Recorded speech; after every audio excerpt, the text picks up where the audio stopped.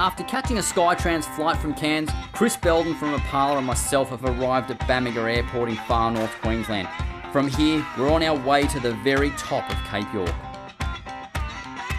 Once we disembarked and collected our gear, we met up with our host Hamish McMillan from CY Fishing Charters, and after a quick chat, it was into the car to keep heading further north.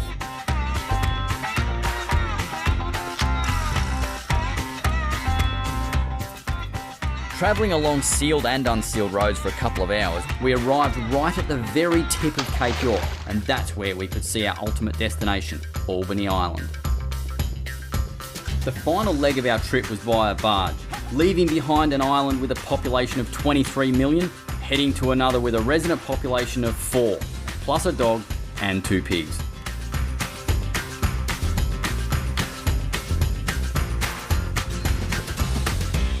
Two plane trips, 1 car ride, and a barge ride, and we've finally made it, mate. That's it. This is Albany Island, and that there is the tip of Australia, Cape York.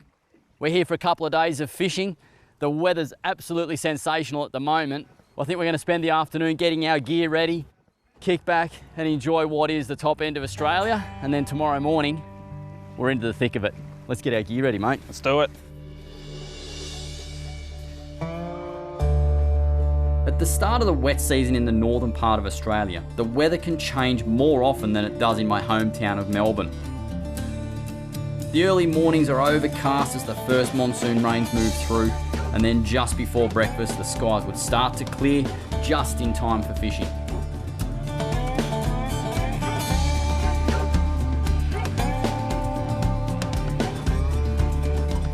Not 1 kilometre that way is the very tip of Australia. Right here, right now, Albany Island, and this is the start of our fishing trip with CY Fishing Charters. Come on, Chris. We're going fishing, let's get to it.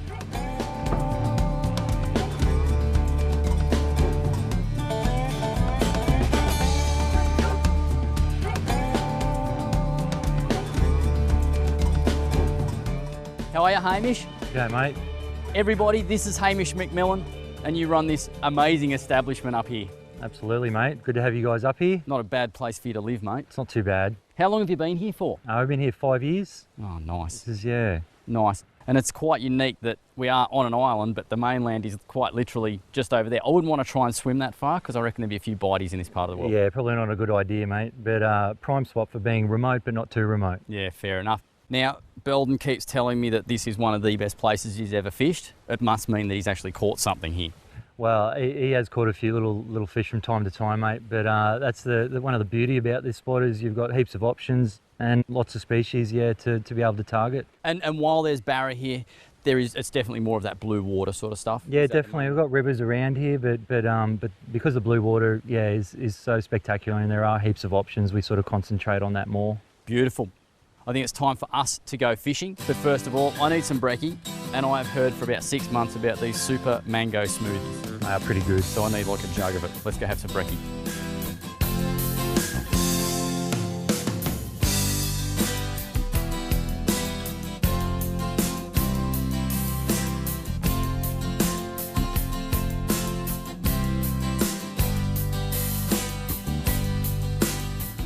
What's the plan for today, mate? All right, so plan today is still a bit breezy, so we're going to sort of hang in around Albany for a little bit. Forecast to drop off around midday, so then hopefully we'll poke out, get an opportunity to poke out to the reef proper and get stuck into some decent fish, mate. And just lots of different options? Lots of different options, man. We'll be targeting, yeah, everything. Good. Everything. Jigging, popping, bit of trolling. Whatever it takes. Awesome. And one thing I can be sure of is that in this part of the world, a lot of the fish taste good, so I'm sure fish for dinner tonight. Hopefully, mate. Fingers crossed. Yeah, if Beldon can lift his game, let's get to it.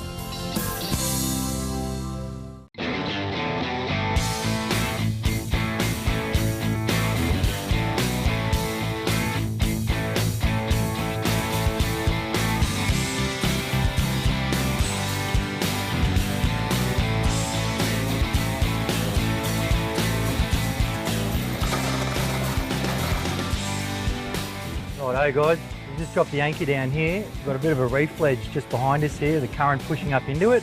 So I reckon our best bet straight up this morning is just drop a few jigs down and work this edge here. Sounds good to me. Let's do it.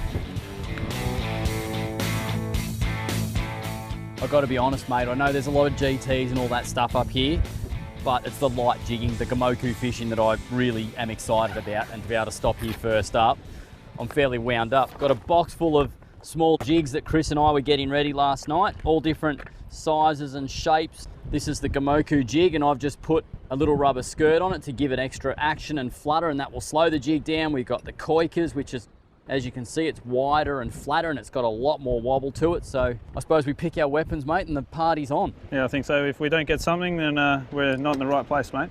That's exactly right. Let's get to it.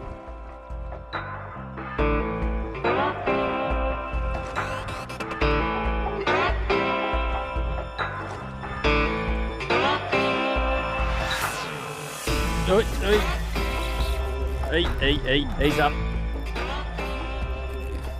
I'll just hop in this jig along the face of that drop there, just casting a little bit up in the tide. Oh, he's done me. And as you can see, it's a bit windy. We're sort of fishing where we can. And at the moment, we're off the back of 1 point, and over there it's extremely rough, but we haven't been here very long, and I've been cleaned up, so it's not a bad start. A little bitten off.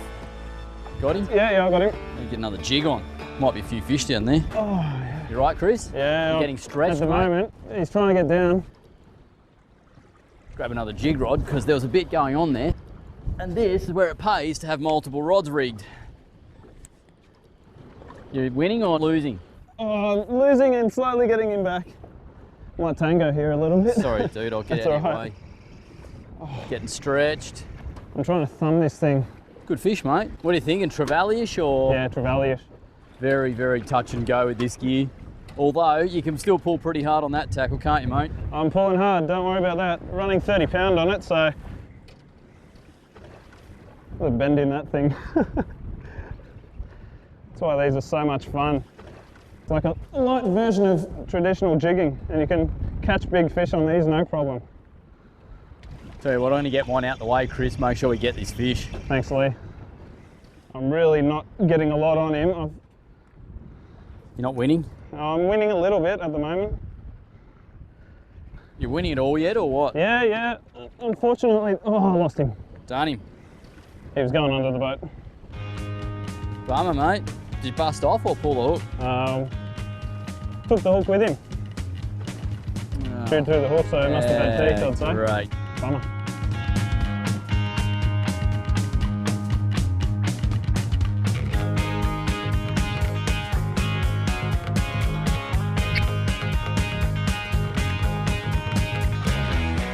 Yep. Come on, come on, come on, come on. I don't want to let him get his head, but it's not good. We're in about 7 or 8 metres of water here, and the bottom down there is just brutal. Everything I keep hooking keeps cutting me off. I think it's a coral trout, and that'll do. Cracker. Nice. Happy with that. Mate, that is awesome. It's amazing. You always think coral trout, deeper sort of reefs, but we're hard up against an island in just a couple of metres of water. So yeah, can be anywhere. Absolutely awesome. And that little jig, flutter jig just there, has done the job, and that skirt hanging off the side just slows that jig down, gives it a little bit more action. And a lot of you might be surprised to know the bite on that was more like just some rubbish fish, just a couple of bumps and knocks, and it's almost like they play with this skirt and those little fine hooks do the job. But mate, I think we get him in the ice box because I love eating coral trout. Absolutely, mate.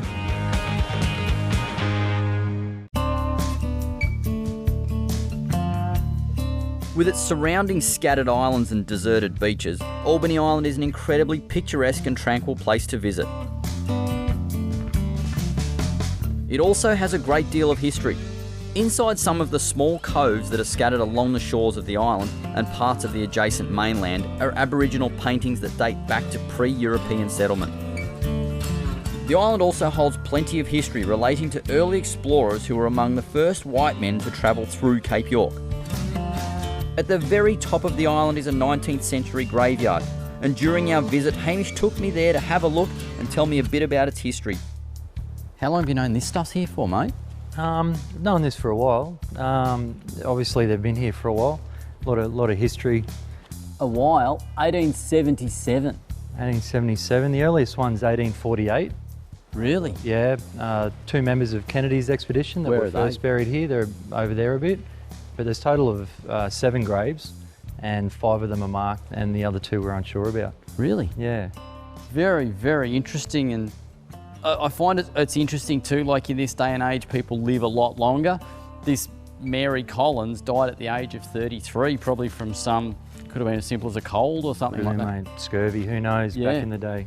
And mate, why would they have brought them up into the middle of the bush? That's what I don't understand. It's interesting you should ask that, Lee. I think back obviously in 1848, all of this bush here would have been cleared. Yep. You wouldn't have had a lot of that growth here. And the first guys that were buried here were, as I mentioned, Kennedy's expedition. Yeah. And because the other members of his expedition perished at the Escape River, which is about 50 kilometres south of where we are here, they would have had a good view from here down towards where they perished. Ah. So I imagine this was kind of a bit of a reminiscing about where they'd lost, you know, their other party or something like that. And then it became a popular burial spot. Very, very interesting and well worth coming to see something like this when you come to Albany Island with these guys, because the fishing's great, but just to see something like this is it's pretty special.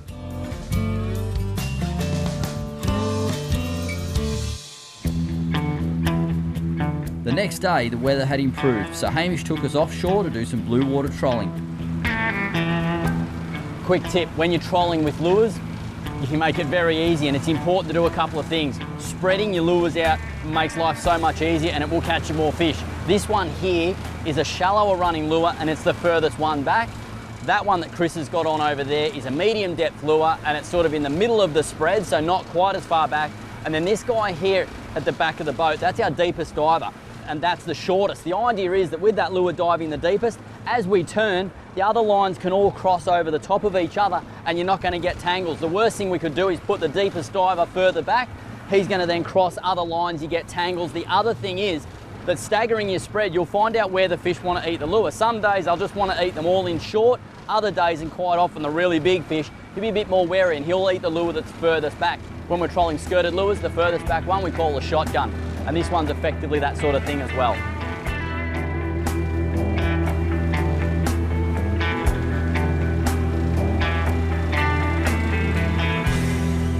That is going. That's what you want to see. He just clobbered that short lure. Smashed it.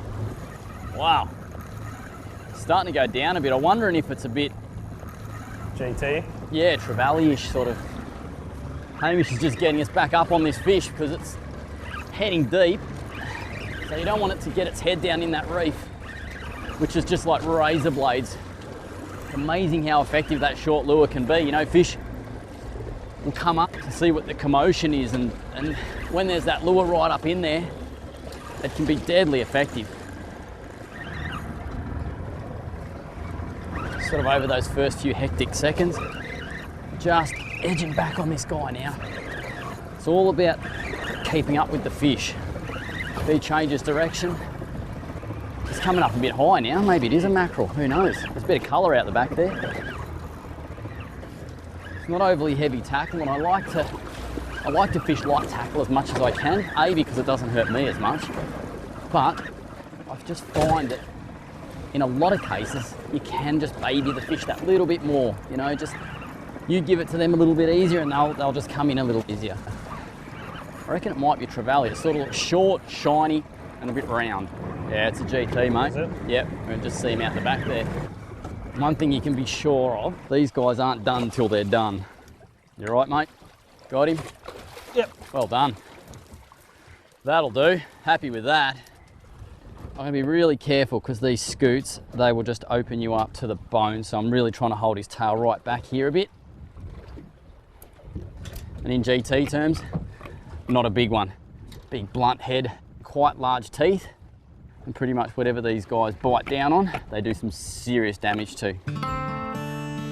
Big pectoral fins that sweep back like that.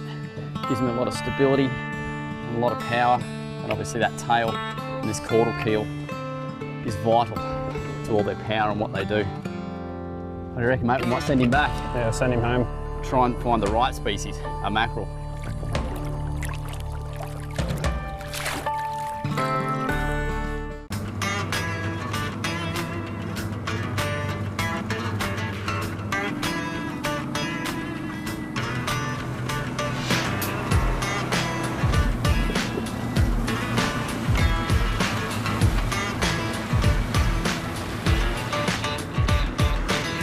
right, mate? Yep. The screaming run, and now he's just slowed down a bit. Getting a little bit of line back. Get that up top, out the way. You see a lot of people, Chris, they get a bite and then they just keep going. That's right. First thing you do, turn around, get back on that fish or where you got that bite, and you quite often find that there's a lot more. Absolutely. You winning or not? Not yet, no, he's still charging away. Better fish this one. Putting in those like fast bursts too, bit more like a mackerel rather than just a trevally. I'll sort of get out of the way so Hamish can see what's going on. He's just slowly backing us up onto this fish. It's a good position to be in too. We're downwind, we're pulling the fish away from the reef, you know, so the wind's keeping the line at an angle, which is what you want. You don't want to be drifting over the fish. And then certainly the other bonus is pulling him into deeper water away from that coral. Staying high enough, mate. It's all looking good. A few head shakes there. Yeah, he's currently dictating the fight though. This is the one we wanted, Chris. Let's just be ready when he gets to the boat. I think so. They're liking that short lure today, mate. They are. Right in under the prop wash, right in under the bubbles. Bit of a deeper diver just at the back of the boat. Yep, that little X-Wrap, he's just pulling under the bubbles. And one thing you always work on, while there might be a lot of bubbles coming out the back of the boat from your props, the deepest point that they're at is where the propeller is. Once they leave the propeller, they're actually coming up towards the surface. So although they might be 20 or 30 metres back from the boat, they're probably only about this deep. And underneath that, you've got beautiful, clean water. It's looking very trevally-ish. Oh, it is too. Oh, it's a good GT. That's a good one too. Look at that. Do you want to just kick it into gear for me, Hamish? That's all right, mate. That is a beautiful fish, mate, that has clobbered that lure. And I'm really glad I did put the gloves on, because at this size, they get really, really sharp. Well done, mate. That's a belter of a fish. Good one. Absolute cracker. Look at that. That's just cracked across his jaw. You've got those nice big fat rubbery lips that the hooks don't tend to fall out of too easy. Man, those lips, they're just like rubber. There we go. There goes.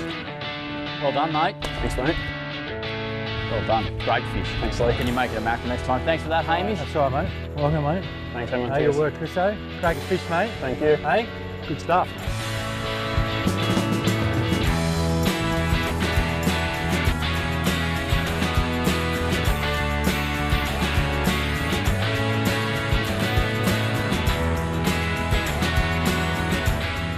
One thing I always have in my kit is just some spare trebles and split rings, because things like that can and do happen. So when you've got trebles, split rings and a good pair of split ring pliers, it's only a matter of seconds to put a brand new one on. And it's also worth doing when your hooks get a bit dulled or something. This treble's a bit straightened out, it's a bit messy, some tips have rolled over. And rather than saying it's okay, I just take the old one off, grab a shiny new VMC. That way I know we're giving ourselves the best chance.